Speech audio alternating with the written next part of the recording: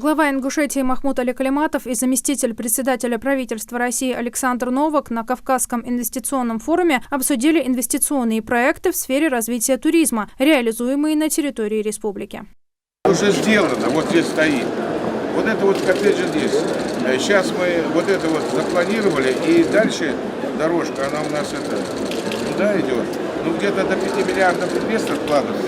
Это у нас, вы знаете, Волонкоев, да. И мы ждем сейчас, вот у нас где-то общее 15 миллиардов по ситуации. Но у нас что? У нас, нам не надо туда тащить ни электричество, нам как бы вот объекты у нас определены, нам нужно вот эта инфраструктура. Там есть одна трасса, там надо, соответственно, концепцию. Глава Ингушетии Махмуд Али Калиматов и гендиректор «Газпром Межрегионгаз» Сергей Густов на Кавказском инвестиционном форуме обсудили вопросы газоснабжения и газификации Ингушетии, платежную дисциплину, тарифные и имущественные вопросы, программу газификации, меры социальной поддержки граждан в рамках догазификации. Программа развития газоснабжения и газификации республики на 2021-2025 годы направлена на модернизацию газовой инфраструктуры, газоснабжение новых объектов, включая туристический кластер в Джейрахском районе, а также догазификацию населенных пунктов. Сейчас ему надо где-то найти деньги, заплатить газораспределительной организации.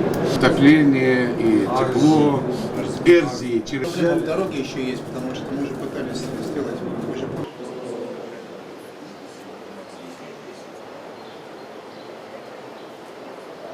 Там условия, бассейн 25 метров. Это вот просто надо жемчужин.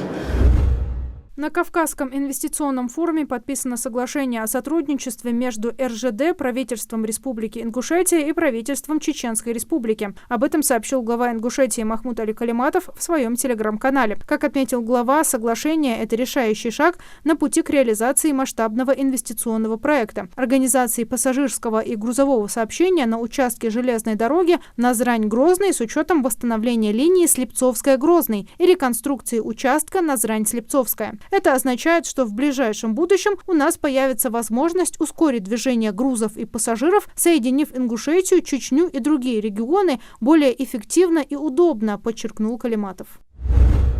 Поправки о праве получать остаток мат-капитала, если он не превышает 10 тысяч рублей, внесены в Госдуму. В Госдуму также внесена поправка о введении ежемесячного пособия при рождении следующего ребенка без дополнительных заявлений. Размер будет такой же, как для старшего. Кроме того, депутатами предлагается включить компенсационную выплату по уходу за нетрудоспособными гражданами в саму пенсию. Указанная выплата будет устанавливаться лицам, достигшим возраста 80 лет и являющимся инвалидами первой группы, в беззаявительном порядке в размере 1200 рублей, а также повышаться на районный коэффициент и ежегодно индексироваться в порядке, предусмотренном для соответствующих пенсий.